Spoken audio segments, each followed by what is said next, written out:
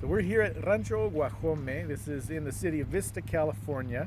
Let's take a look around here. Guajome comes from an old native word that means the place of the frog. And the reason is over here it's all marshland. Back here it was wetlands, marshland around here. We're not far from the old mission of San Luis Rey, which is one of the biggest mission churches around here. We're close to Oceanside, California.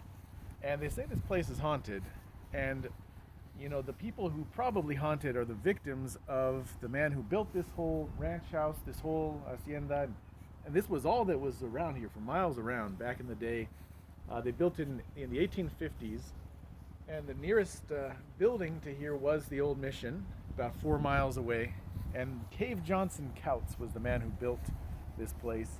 He was a brutal man. He was just a violent man. He was also a rich man, and so when you're rich, you can literally get away with murder. Let's come take a look up here at the ranch house. Cave Johnson Couts, he owned ranches and land all around this part of California. This is shortly after the U.S. took over California. So he was one of the first Anglo landowners. He married a daughter of the Bandini family, a wealthy family from San Diego that had been there for years and years during the Mexican period. And this was the house he built. This guy, he killed so many people, man.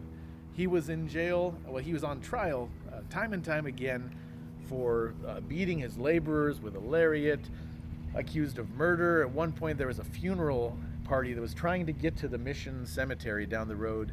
He didn't want to let them cross through his land because the person had died of smallpox. So he had his gunmen fire on the funeral party. They killed a few members of the funeral party. And he was acquitted. He didn't go to jail for it. Different time he murdered somebody in broad daylight in downtown San Diego. It's now Old Town in the Central Plaza.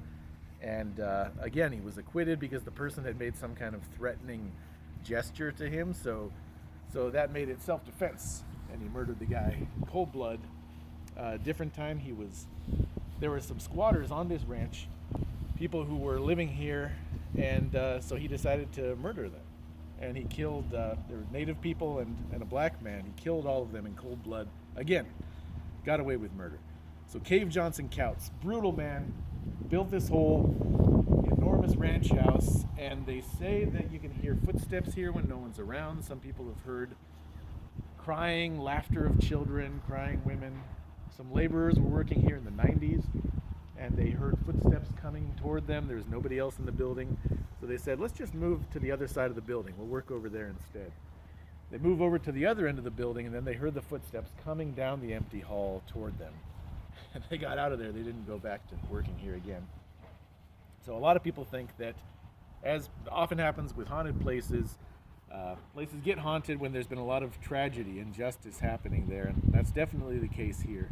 You've got Cave Johnson Couts, and some of his victims might still be here calling for justice. But that's the way the world goes. If somebody has enough money and enough land, they can literally get away with murder.